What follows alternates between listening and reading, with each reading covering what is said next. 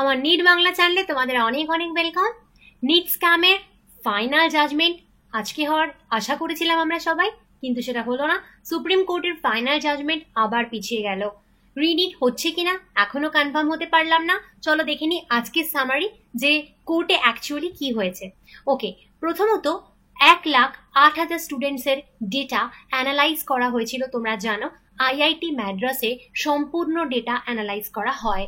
তো সেখানে রিপোর্ট অনুযায়ী যেটা বলা হয়েছিল সেটা হলো এটা লাস্ট 2 বছরের এই সংখ্যক বাচ্চার ডেটা ভার্সেস এই বছরের এই সংখ্যক বাচ্চার ডেটার যখন অ্যানালাইজ করা হয় তার মধ্যে কোনো অ্যাবনর্মালিটিস পাওয়া যায়নি।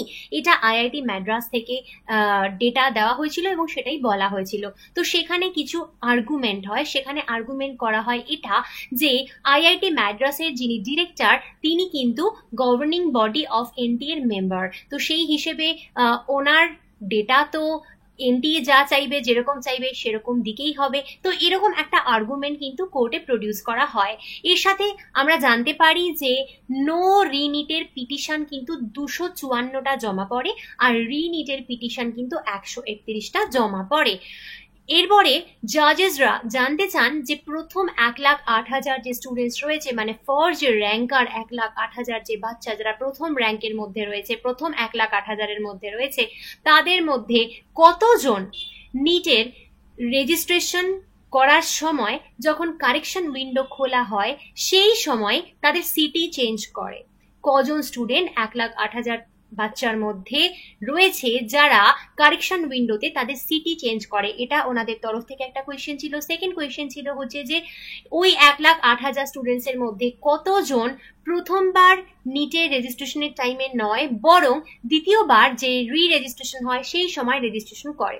তোমরা জানো যে 2024-এ যখন নিট হয় তখন কিন্তু রেজিস্ট্রেশন উইন্ডো দুবার খুলেছিল।